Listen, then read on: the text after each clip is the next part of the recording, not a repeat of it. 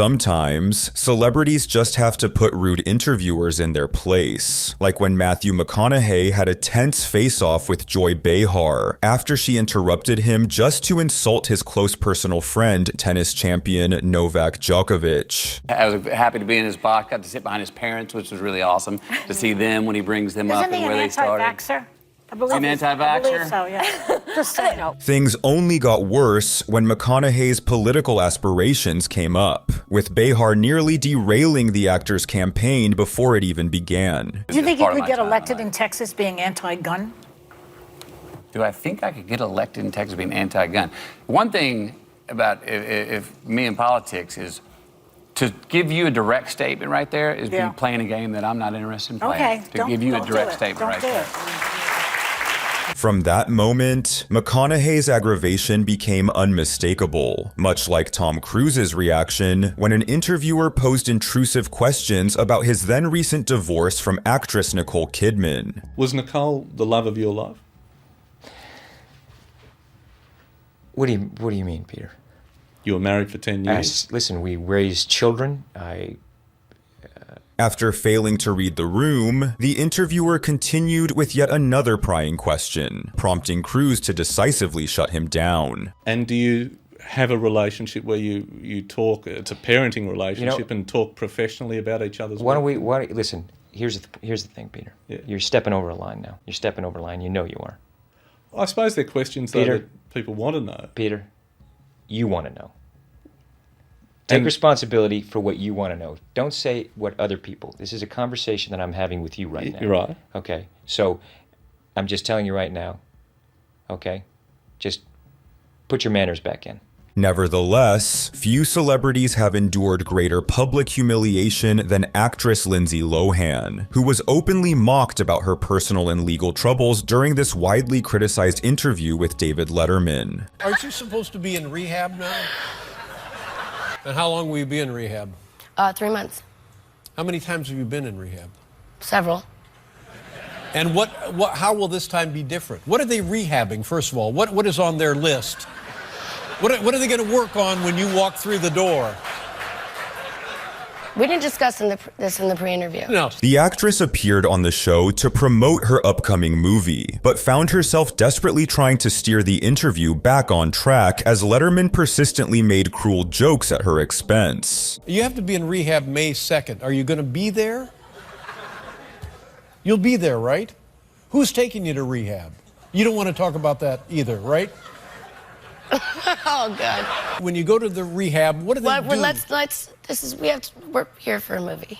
We have to what? Let's stay on the positive. Oh, aside from that side of the positive. Yeah. All right. Come on now. Things got so bad that Lohan was actually on the verge of tears, with her voice noticeably shaking as she struggled to maintain her composure. No, but I don't want people to think that I'm making a joke of that. No, you shouldn't make a joke I'm not. because this could be good for you. It will be good for you. Yeah, it will. Yeah. Have you been to this place? No, it's not like a joking matter. No. But the bullying doesn't stop there, as actor Jonah Hill has faced numerous jokes about his weight in various interviews over the years. Jonah, do you think it's important to be unattractive to be funny? Can skinny people be funny? What the man? You know, I don't understand. Can you just ask a normal question? Are you the fat guy in Hollywood still, or is everybody like look at you and they're like, oh wow, you know, this is great, now you're healthy? Do you have any other questions that are smart? First of all, you smell good, which is surprising. Why is that surprising? I don't know. I just wouldn't think of a guy who would have a nice scent on, and it That's such a like. I'm gonna really work hard to not take that as a shot. You know what I mean? Similarly, Mad Men's Christina Hendricks hates it when interviewers make comments about her body, with the actress once even shutting down an interview over such a remark. You have been an inspiration as a full-figured woman. What is the most inspiring story that you can remember where you've inspired someone? I don't know. I don't know. I'm sorry. Despite the awkward moment, the host would make yet another attempt to discuss the actress's figure. However, this time, Hendricks firmly puts her in her place. You've been known as an inspiration for women as being a full figure. What is the most... I mean, you just said it again. It's just It's just sort of... But when it comes to shutting down inappropriate questions, perhaps no one does it better than Tom Hardy, whose 2015 exchange with an intrusive reporter spread like wildfire online. Your own sexuality seems a bit more ambiguous. Do you find it hard for celebrities to talk to media about their sexuality? What on earth are you on about? Despite his visible agitation, Hardy kept his cool, with many commending the actor for the way he assertively set boundaries around his personal life. But what is your question? I was wondering if you find it difficult for celebrities to talk about their sexuality. I don't find it difficult for celebrities to talk about their sexuality. Are you asking me about my sexuality? Sure. Why? Why? Thank you. Okay. But if you thought that clip was cringe-inducing, just wait until you see how Hardy handled another disrespectful interviewer in this next painfully awkward segment. I have a question for Tom Hardy. Tom, I'll preface my remarks by saying that I have 5 sisters, a wife, a daughter, and a mother, so I know what it's like to be outgunned by estrogen. But I just wanted to ask you, as you were reading the script, did you ever think, why are all these women in here? I thought this was supposed to be a man's movie. No. Not for 1 minute. That's kind of obvious. Hardy's co-star in The Dark Knight Rises, Anne Hathaway, would also have to silence a rude reporter who appeared to have an unusual fixation on her physical fitness. You are in phenomenal shape. Thank you. You're very gracious. You're always in great shape, but you had to make sure you were in perfect shape for this one, didn't you? It wasn't about being in perfect shape. It was about being able to do the stunts and the fighting perfectly. As the interviewer persisted in questioning Hathaway about her physique, she grew increasingly frustrated. Is there a certain regimen you put yourself through in terms of the diet, the workout? What is the feline fitness regime? A lot. It's all the boring stuff that no one ever wants to do. It's just watch what you eat and get yourself to the gym. Any particular workout? Are you trying to lose weight? Well, what's the deal, man? You look great. No. No, seriously. We have to talk about this. What do you want? Are you trying to fit into a cat suit? Yet it would be the notoriously hot-tempered chef, Gordon Ramsay, who would unleash his wrath on a gotcha journalist attempting to ambush him with photos of an allegedly unsatisfactory steak served at one of Ramsay's restaurants. It's really weird for you to give me a piece of paper, and when you say, am I satisfied that it's a good steak, you have to be a little bit more honest with me on that one. What are you trying to get at? Ramsay confronted the reporter for the underhanded tactic and expertly explained why ordering a steak well done is just plain wrong. But you asked the steak to be cooked well done. And is that a well done steak? Oh, come on. What is this? I mean, where can you, I mean, keep on rolling. For legal reasons, this is absolutely crucial.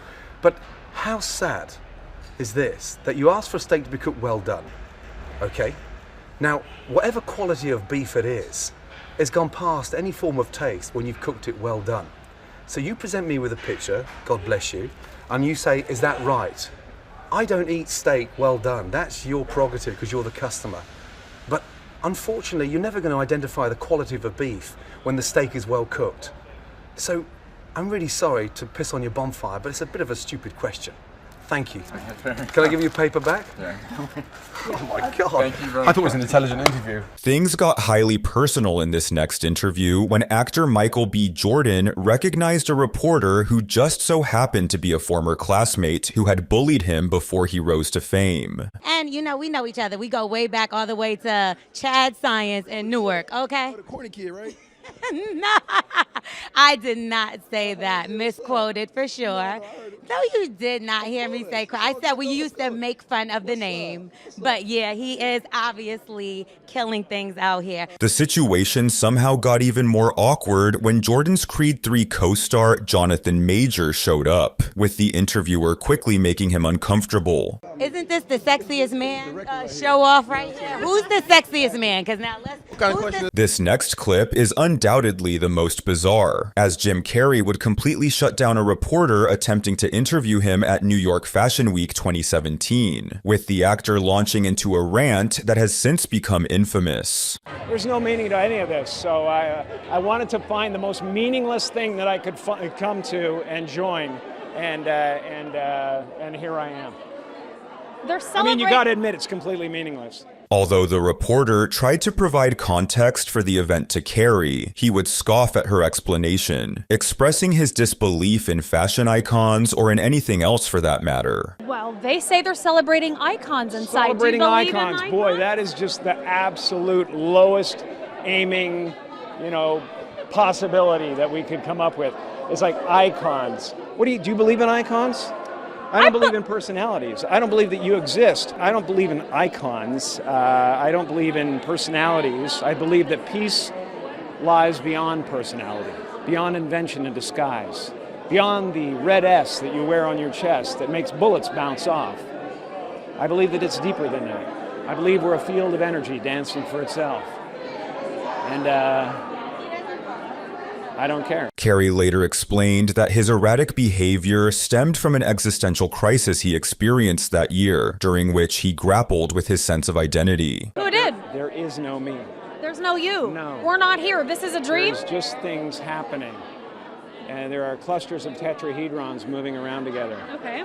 Yeah. So what's happening in our world right now? Because there is a lot of news that actually is relevant that's not that Here's uplifting. the thing. It's not our world. None That's of this the is key. real? Nope. So you're just passing We don't through. matter. We don't matter. Oh, wow. There's the good news. Okay. In this next painful clip, you'll see a reporter attempting to flirt with actress Megan Fox, only for her to uncomfortably shut it down. I don't know if there's I don't know if there's a man alive who's not in love with you in some way. You're so silly. You know what am I really? You're a silly No, man. I'm not silly at all. You're a silly man in a checkered shirt. I am not. Wow. This interview has not aged well, as Fox has since openly addressed her experiences with objectification in Hollywood. You know, I think you're flirting with me. I'm kidding. Oh, dude. And speaking of interviews that aged poorly, back in Nude. The major thing that's changed since you were here last? Yes. I have now seen you naked. And I'm so sorry about that. I have seen you naked. Were you able to sleep afterwards? Why are you looking down? This was later followed by allegations of sexual misconduct against Matt Lauer in 2017, leading to his unceremonious dismissal from NBC News. I watched it last night. It is a lot of fun. Did I mention you have a nude scene in this movie? Pretty much from the time you opened your mouth. Yeah. Sandra Bullock, come back more often. No, not after this interview. Now, when it comes to interviews, actor Joaquin Phoenix is notoriously hesitant to engage with the press, often displaying his frustration with repetitive questions throughout his media tour for the 2019 film Joker. The movie obviously is about the Joker, but it goes beyond that. It's really about the mental state he was in. Can you tell me a little bit about what research or what kind of what you did to prepare for this? Because this was really an intense performance. What was kind of the process of getting into that mindset? Isn't this old news? Isn't this old news? I feel like I've talked about this for 6 months. Phoenix initially dismissed the question as old news before eventually offering a sarcasm-fueled response. And thank you so much for asking that question. My publicist is telling me I just need to go home. And speaking of bad questions, director Quentin Tarantino once flipped out on a reporter who asked him if he believed movies had the potential to incite real-world violence. But why are you so sure that there's no link between enjoying movie violence and enjoying real violence? I'm going to tell you why I'm so sure. Do not ask me a question like that. I'm not biting. I refuse your question. Why? Because I refuse your question. I'm not your slave and you're not my master. You can't make me dance to your tune. I'm not a monkey. I can't make you answer anything. I'm asking you interesting questions. And I'm saying I refuse. Okay. Well, no, I was just asking you why. That's fine. After his explosive exchange with Tarantino, one might assume that interviewer Krishnan Guru Murthy had learned his lesson. However, he later found himself in a heated confrontation with actor Robert Downey Jr. by ambushing him with an unexpected question about his political views. What I'd really like to ask you about a quote you gave to the New York Times. And I don't want to pry, so if you don't want to talk about it, that's fine. But what you said to the New York Times once was, it was after your incarceration, and you said you can't go from a $2,000 a night hotel suite to a penitentiary and understand it and come out a liberal. Does that mean you're not a liberal, or that you came out of prison not being liberal? Are we promoting a movie? Despite RDJ's efforts to remain diplomatic, his blood boiled when Krishnan started delving into his personal life, leading to an unforgettable response. You've talked in other interviews again about your relationship with your father and the role of all of that in the dark periods you went through and taking drugs and drinking and all of that. And I just wondered whether you think you're free of all of that, or whether that's still something... I'm sorry, I really don't... what are we doing? Well, I'm just asking questions, that's all. Right. Okay, that's okay. Bye. Thank you, guys. I'm sorry. Take your mic. It's okay. Yeah, you're right. Thank you. Yeah. You seem okay, it's just getting a little dinosaur in your... No, look, I didn't want to do that. Thank you. Robert Downey Jr. would later blast Krishnan, labeling him as a bottom feeder and stating, "We're promoting Avengers. A lot of kids are going to see it. This has nothing to do with your creepy, dark agenda that I'm feeling like all of a sudden ashamed and obligated to accommodate your weirdo shit."